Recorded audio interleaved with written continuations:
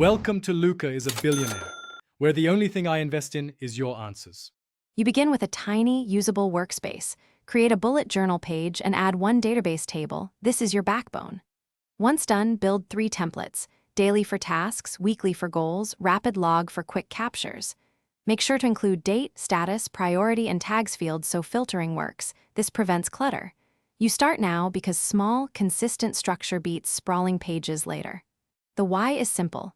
Templates force routine, and a single database lets you view entries in multiple ways, fast and reliable. Now you customize views and taxonomy to make the system actionable.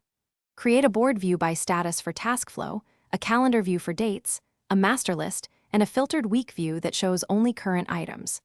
Standardize tags for context, project, energy level, and time estimates like 15M or 1H so you can triage items quickly. Link entries to a project's database via relation and add roll-ups to display % complete. This ties quick bullets to long-term outcomes and shows you where to focus. Finish by adopting a daily flow.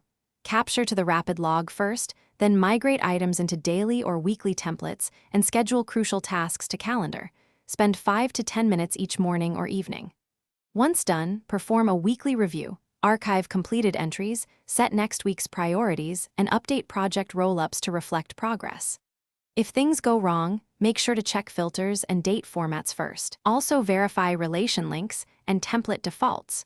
Those 3 areas are the usual causes of invisible or misplaced. Thanks for watching and please subscribe. It's the best investment you'll ever make.